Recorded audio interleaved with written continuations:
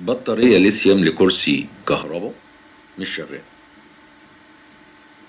بنقيس الفولت الخارج منها، طبعا مفيش فولت، فهنبتدي نفكها ونشوف ايه المشكلة.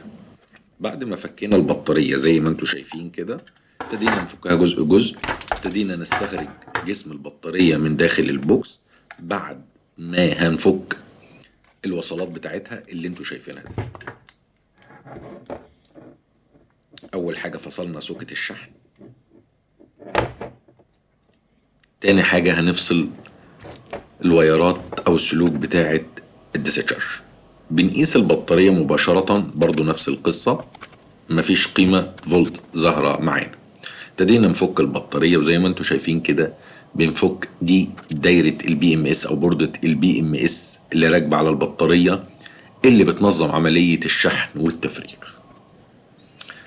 بدأنا نفك كل جزء كده زي ما انتوا شايفين لحد ما فصلنا البوردة خالص، وبنبتدي نجمع لها خلايا جديدة.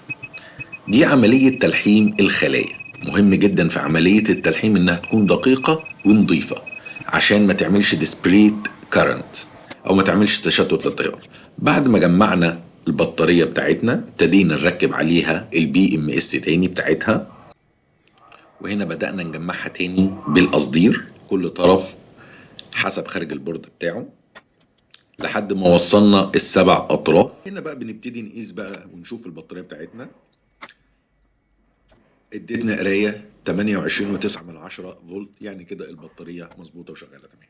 هنبتدي بقى بعد كده نجمعها ونرجعها تاني مكانها في الكفر. كده قفلنا البطاريه كويس تاني، ونبتدي نرجعها في البوكس بتاعها. وطبعا ما ننساش ان احنا نوصل الكابلات الشارج والديسشارج بتاعتها. وادي الميجر بتاع قياس البطاريه مدينا 100%.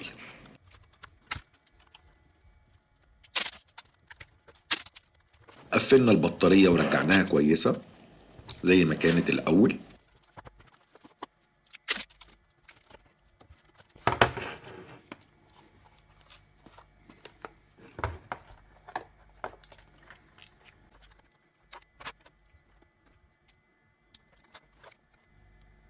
كده ادي الاختبار اهو، البطارية شغالة تمام.